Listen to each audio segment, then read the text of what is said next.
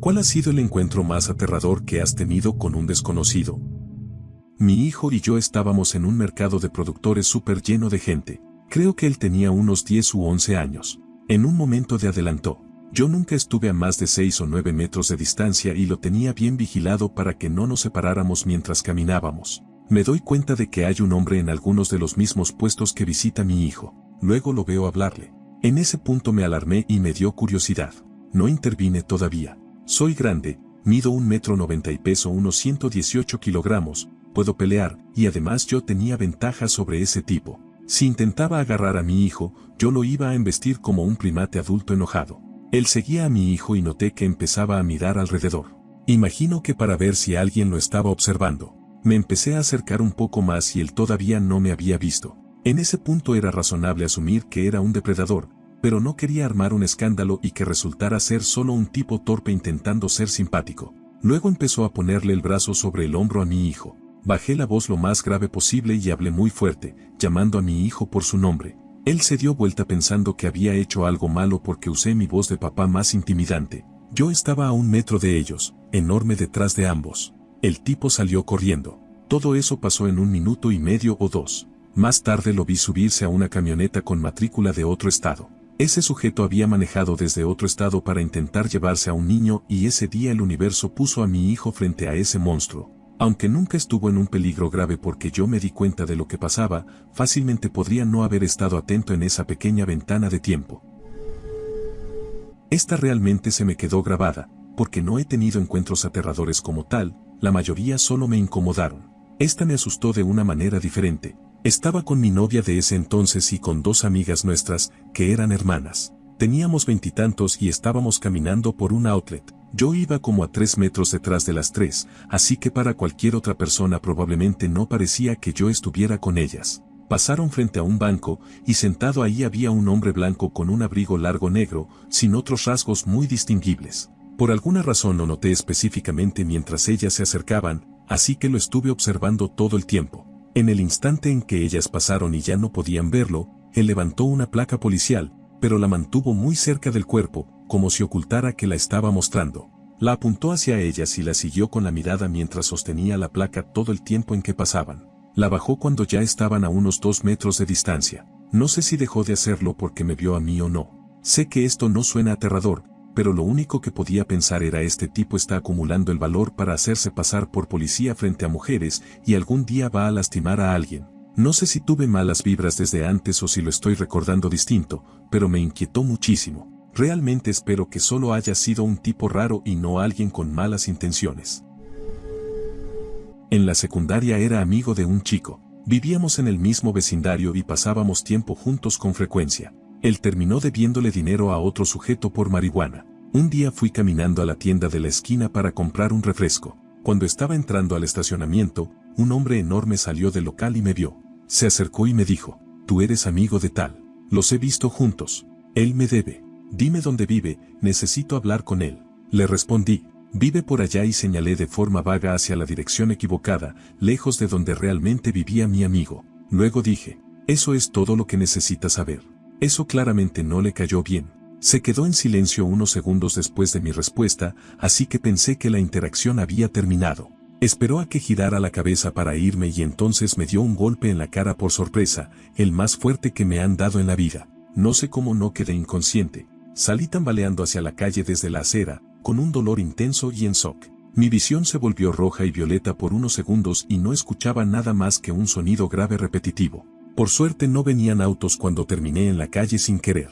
No soy una persona que pelee. Estaba desprevenido, aterrado y con la cabeza doliéndome mucho. Admito que no quería que siguiera, así que me fui. Mientras me alejaba escuché que el hombre decía, «Eso te pasa por tener la boca insolente. Dile a tu amigo que me llame». Mirando atrás puedo ver cómo mi respuesta pudo haberse malinterpretado, mis palabras pudieron sonar mal. Siempre he tenido dificultades con la interacción social y no soy bueno eligiendo cómo decir las cosas. A veces digo cosas incómodas u ofensivas sin intención. También estaba nervioso por la situación y dije lo primero que pensé para salir rápido de la conversación.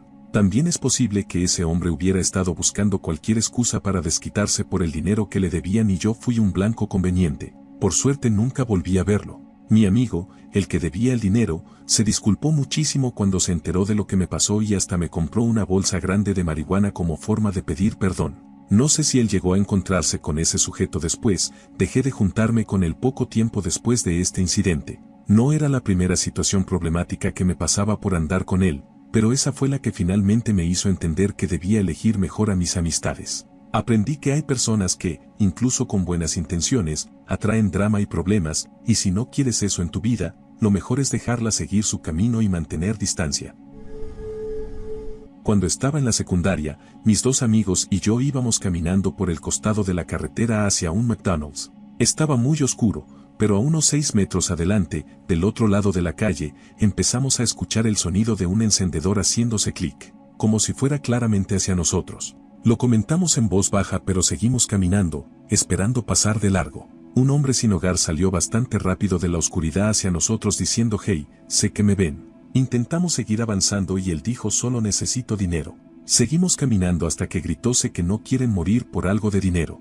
Nos detuvimos y lo enfrentamos, petrificados. Yo más o menos llevé la conversación, diciéndole que le daríamos lo que teníamos y que se calmara. Sacamos nuestras billeteras y empezamos a darle los pocos dólares que teníamos, y él se sentó en el pasto apretando el dinero y llorando porque tenía hambre. Yo había guardado $5, así que los saqué y se los di, diciéndole que había un McDonald's ahí mismo y que fuera a comprarse algo de comer.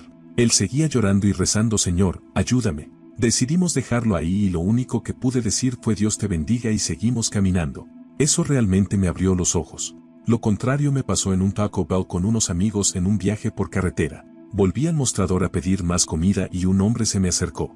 Tenía exactamente el aspecto de ese tipo de sujeto inquietante que te imaginas y no podía dejar de tartamudear, visiblemente nervioso. No paraba de decir «Algo anda mal con mi camioneta, si pudieras venir a verla». Le dije que probablemente era la última persona en ese lugar que podía ayudarlo, pero insistía «Solo si pudieras echarle un vistazo, no sé qué le pasa». No tenía intención de hacerlo, pero miré a mis amigos y todos estaban negando con la cabeza. Uno de ellos dijo muy fuerte «Mi nombre, no lo hagas». Yo asentí para asegurarles que entendía la situación. Cuando volví a mirar, el hombre ya estaba casi fuera y caminando rápido hacia su auto. Todavía me estremece pensar en lo real que fue eso y en lo fácil que mi vida pudo arruinarse en un instante si no hubiera sabido reaccionar.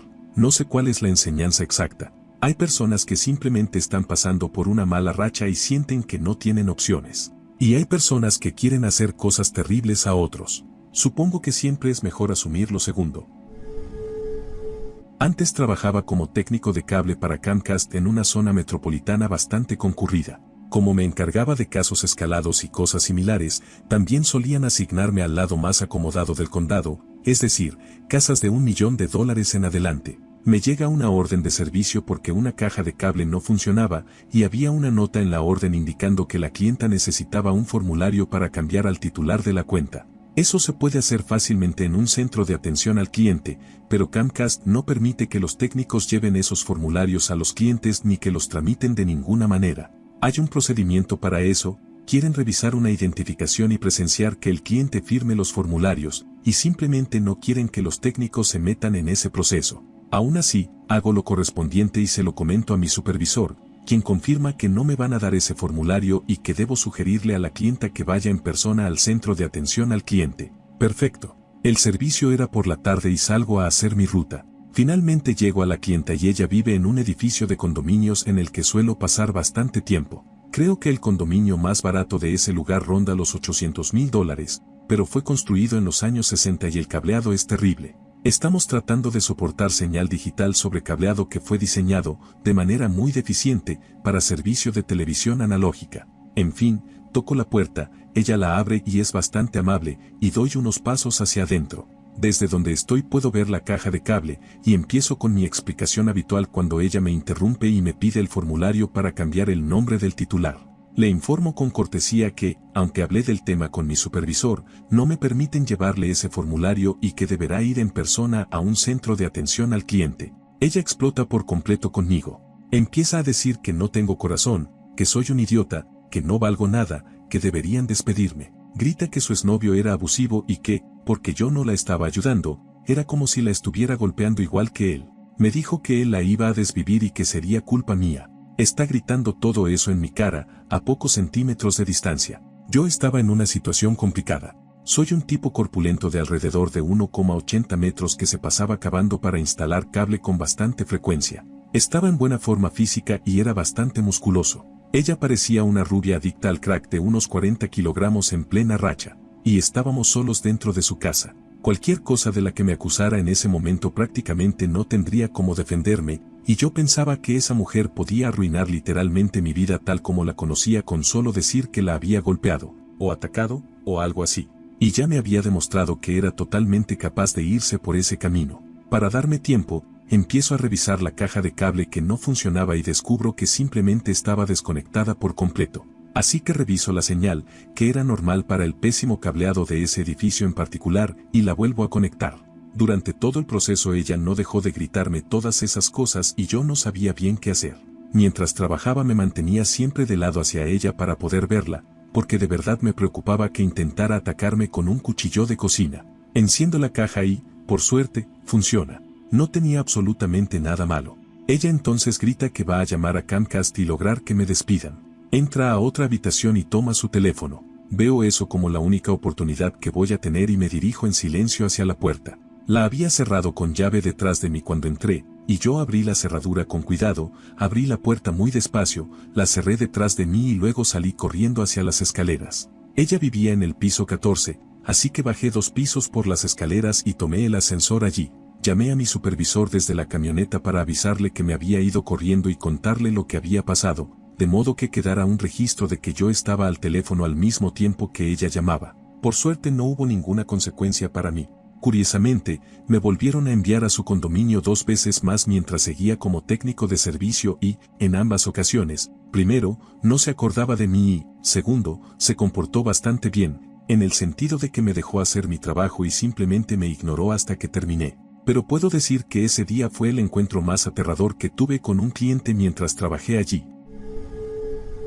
En 2018 estaba en Bari, en el sur de Italia. Casi todos los martes cálidos por la noche salíamos a un bar llamado Moderat, porque organizaban torneos de beer pong. Una noche un amigo y yo decidimos llevar nuestras guitarras para que todos pudiéramos pasarla muy bien cantando juntos y todo eso. Al principio todos nuestros amigos se juntaron alrededor y también estudiantes italianos. Parecía que iba a ser una noche increíble, pero unos 30 minutos después 2 hombres grandes con chaquetas de cuero negras, acompañados por 2 mujeres guapísimas, se acercaron a nuestro grupo. Empezaron a exigir que tocáramos algunas canciones italianas de las que, obviamente, mi amigo y yo no teníamos ni la menor idea, así que intentamos explicarles eso. Aunque nos entendieron, porque para entonces hablábamos un italiano decente, no les importó, se iban poniendo cada vez más nerviosos y furiosos mientras la gente se iba alejando. Y unos 5 o 10 minutos después básicamente solo quedaban ellos 2 intentando impresionar a lo que espero que fueran sus citas, mi amigo y yo. Terminamos escuchando algunas conversaciones que nos hicieron pensar que eran una especie de tipos de la mafia que tenían negocios con ese bar, así que, aunque el hecho de que pudieran ser de la mafia no significaba que fueran a hacernos algo, tampoco ayudaba a tranquilizarnos. En algún momento uno de ellos me dio su teléfono para que intentara reconocer alguna canción que tenía puesta en YouTube en lugar de solo decir nombres en voz alta.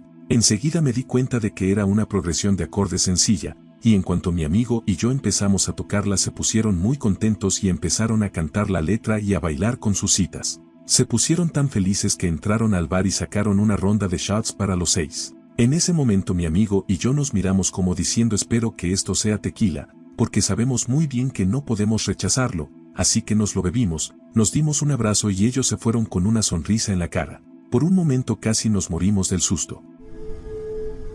Era en una época en la que vivía con mi abuela para que mis padres pudieran resolver sus problemas de divorcio. Estaba en 3er grado, tenía 7 u 8 años. Ya había salido de la escuela y normalmente tomaba el autobús hasta el barrio de mi abuela para caminar hasta su casa. Si ella no estaba, solía ir a la casa de una pareja muy amable que vivía en la misma calle para que me cuidaran hasta que mi abuela regresara. Justo cuando vi alejarse el autobús, noté a poca distancia a un hombre con apariencia de persona sin hogar caminando por el vecindario. Parecía que no se había bañado en años, tenía la ropa rota, el cabello desordenado y probablemente unos 40 y tantos años. No parecía vivir por ahí. Se cruzó miradas conmigo y me quedó mirando, haciéndome temblar de miedo. La expresión que me dio no me hizo sentir nada bien, sabía muy dentro de mí que algo no estaba bien. Transmitía una vibra inquietante con la forma en que sonrió. Saludó con la mano y yo solo respondí por educación antes de empezar a caminar hacia la casa de mi abuela. Seguí caminando pensando que el encuentro había terminado hasta que escuché pasos detrás de mí. Miré y vi que era el mismo hombre con aspecto de vagabundo que ahora me estaba siguiendo. Empezó a decir cosas como: hey niña, oye espérame, eres bastante linda y ¿cómo te llamas? Sabía que era peligroso, así que empecé a correr rápidamente hacia mi casa llorando y asustada. Cuando llegué golpeé y pateé la puerta para que mi abuela me dejara entrar. No tenía una llave de repuesto para usar y ella estaba por hacerme una. Al notar que no estaba y que todo estaba en silencio intenté correr hacia la casa de los vecinos, pero el hombre ya había llegado y me agarró del brazo. Eso hizo que gritara y llorara pidiendo ayuda a cualquiera que estuviera cerca. Me sostuvo tratando de decirme que me callara cubriéndome la boca, pero le mordí la mano con fuerza y fue asqueroso. Él gritó de dolor por la mordida y finalmente corrí hacia la casa de los vecinos. Por suerte abrieron rápido y abracé a la señora que me cuidaba. Lloré tratando de explicar lo que había pasado, mientras su esposo salió a buscar al hombre que estaba afuera. Más tarde hubo una búsqueda policial y mi abuela lloraba abrazándome, agradeciendo a Dios que estaba a salvo y que no me habían llevado ni algo peor. Ese momento de mi vida fue muy aterrador y me dejó un poco de trauma. Me sobresaltaba y me asustaba si alguien me tocaba o si pasaba cualquier cosa. Hace unos años estaba en una tienda de artículos de arte a la que había ido 1.000.000 de veces sola, y noté que había un tipo que aparecía en cada pasillo al que yo entraba. Pensé que quizá era una coincidencia, así que lo probé yendo a unos pasillos al azar, y unos segundos después él estaba justo detrás de mí. Así que me puse en la fila para pagar y él se puso justo detrás, demasiado cerca, mirándome fijamente hacia abajo. Intenté alejarme un poco, pero él volvía a acercarse detrás de mí. Cuando llegué a la caja pensé que debería decirle algo al empleado y pedir que me acompañara al auto, pero cuando terminé él seguía atrapado en la fila, así que pensé que tenía suficiente tiempo para salir por la puerta e irme a mi auto. Antes incluso de salir, llamé a mi papá, un oficial de policía retirado, y le conté lo que había pasado. Miré por encima del hombro y el hombre había salido de la fila y estaba caminando hacia mí en el estacionamiento. Miré alrededor, vi que había otras personas en el estacionamiento, así que me di vuelta, lo miré directamente y dije bien fuerte por el teléfono: este tipo me está malditamente siguiendo. Eso llamó la atención de otras personas y él inmediatamente apartó la mirada y se fue en otra dirección. Básicamente corrí hacia mi auto, me subí y le dije a mi papá que ya estaba adentro con las puertas cerradas. Mientras estaba ahí temblando, miré por el espejo retrovisor y vi al hombre pasar detrás de mi auto y entrar a un vehículo que estaba a un espacio del mío. Cuando salí del estacionamiento presté atención a la marca, modelo y color del auto y noté que tenía placas de Texas. Esto fue en Ohio. Todavía me asusta cuando hablo de esto porque ni siquiera intentó esconder su intención de que me había elegido para algo.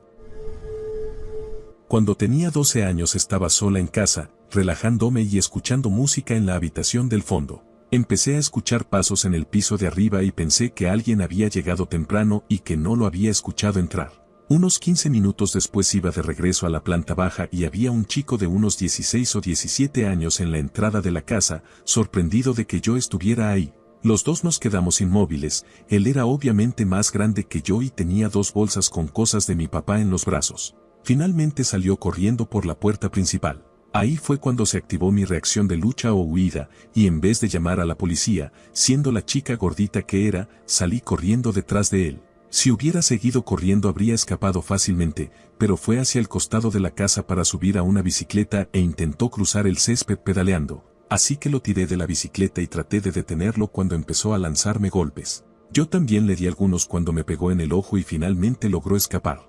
Fue en ese momento cuando quedé en blanco y me sentí abrumada y asustada por lo que había pasado. Un vecino llamó para ver si estaba bien y llamó a la policía por mí. Nunca lo atraparon porque durante 2 años mi cerebro no me permitió recordar lo que había pasado ni quién era. Lo único que sabía era que nadie esperaba que una niña gordita de 12 años se defendiera, ni siquiera yo. Una vez rompí mi celular y lo llevé a una tienda para que lo repararan. Mientras lo arreglaban conecté un viejo teléfono con tapa para poder recibir mensajes y llamadas. Fui a buscar mi teléfono reparado unos minutos antes de que abrieran, esperando afuera del local. Era una zona más o menos insegura. Abrí mi teléfono con tapa para enviar un mensaje a alguien del trabajo y, mientras lo hacía, un hombre en bicicleta pasó cantando celular, tiene un celular. Supuse que se estaba burlando de mi teléfono antiguo, así que gruñí y dije algo corto como zip. De repente frenó su bicicleta. Se bajó y se me puso enfrente. Empezó a despotricar sobre cómo todo el mundo le toma fotos y no puede estar tranquilo, y que por qué no puedo dejarlo en paz. Noté que tenía un solo zapato puesto. Me tenía acorralada contra la pared. La tienda seguía cerrada y no había nadie más cerca. Intenté decirle que no le había tomado ninguna foto, que era solo un teléfono con tapa, pero claramente no estaba en su sano juicio. Después de una eternidad abrieron la tienda y corrí hacia adentro. Empecé a llorar antes de poder pedirle mi teléfono al técnico. El técnico volvió a cerrar la tienda para acompañarme hasta mi auto. Fue muy amable. Yo, mujer de 21 años en ese momento, estaba en una tienda comprando algunas cosas para mi casa cuando noté que un hombre literalmente me estaba espiando desde la esquina de un pasillo. Al principio lo ignoré y seguí comprando, pero me di cuenta de que ese hombre me estaba siguiendo por toda la tienda. Luego empezó a llamarme y dijo que yo le parecía familiar y me preguntó si iba a la universidad local. No era así que le dije que no. En ese punto ya me había incomodado, así que pagué y fui a mi auto. Escuché pasos detrás de mí y supe que me había seguido, así que me subí rápido y cerré las puertas. Estaba oscuro y no me di cuenta de que él había rodeado la parte trasera del auto hasta que golpeó la ventana del lado del acompañante. Lo ignoré y encendí el auto, y eso hizo que corriera hacia adelante y empezara a golpear la puerta del conductor, intentando abrirla y pidiéndome que lo llevara. Estaba aterrada y salí del estacionamiento lo más rápido que pude, y él corrió detrás del auto hasta que doblé en una esquina. No tengo idea de cuál era su plan, pero hasta hoy me ponen nerviosa los estacionamientos oscuros de noche. Estaba en la secundaria y trabajaba en una parada de camiones. Una noche un camionero entró y se quedó mirándome durante mucho rato. A donde fuera que me moviera, él me seguía con la mirada. Le dije que si necesitaba algo tenía que venir al mostrador y pedirlo. Solo gruñó y siguió mirándome. No soy una persona pequeña y en ese momento estaba en fútbol americano, lucha libre y atletismo. También iba al gimnasio 6 días a la semana. Pesaba unos 86 kilogramos de puro músculo y hormonas de adolescente, pero las vibras que me daba ese tipo me estaban poniendo nervioso. Llamé a mi compañero de turno y le dije que iba a estar un rato en el congelador. Así que estuve reponiendo los congeladores y refrigeradores un buen rato y luego fui al baño. Al entrar al baño el camionero se levantó de golpe, entró detrás de mí y simplemente se quedó ahí parado mientras yo hacía mis necesidades y me lavaba las manos. Apenas salí agarré las bolsas de basura y salí derecho a ocuparme de los tachos en las bombas hasta que él se fuera. Cuando finalmente volví adentro, mi compañero me preguntó por qué el camionero me seguía. No tenía idea, nunca dijo nada, no pidió nada, solo cargó combustible en su camión y me inquietó. Nunca me sentí tan perturbado por una persona como con ese hombre. Cuando mi hija cumplió 1 año hicimos un viaje a Hawái. Cuando estábamos sentados en el aeropuerto esperando para hacer el check-in de los pasajes, un hombre se acercó y empezó a comentar lo hermosa que era mi hija. Bien, gracias, pero no terminó ahí. Se quedó de pie encima de mí e insistía en preguntar su edad, cumpleaños, cosas favoritas, a dónde íbamos, etc. Yo me negaba a responder, pero él se negaba a irse y quedamos atrapados. Mi esposo volvió y el hombre se alejó bastante rápido. Avisé a la seguridad del aeropuerto, pero no hicieron nada. Llegamos a nuestra puerta de embarque y, unos minutos después, el mismo hombre se sentó en un lugar desde donde podía mirar a nuestra hija. Si cambiábamos de asiento, él volvía a ponerse en una posición donde pudiera verla. Se lo mencioné a la persona de la puerta y lo desestimó de nuevo. Subimos al avión y él también logró subir en un asiento desde el que podía vigilarla. Seguía sonriéndole y levantándose para caminar por los pasillos y pasar cerca de ella. Mi esposo se levantó y él vino y dijo con voz de bebé: averigüé a dónde van, ¿verdad? Lo reporté a la azafata, que no estaba para juegos. Lo obligaron a cambiar de asiento y no le permitieron volver a levantarse. Al aterrizar había personas esperándolo y se lo llevaron, seguridad o personal del aeropuerto, no sé, pero no lo volvimos a ver. Estoy 100% segura de que nuestra hija habría sido secuestrada o víctima de trata si no hubiéramos estado súper atentos y no lo hubiéramos reportado. Eso fue hace 7 años y todavía recuerdo el terror que sentí.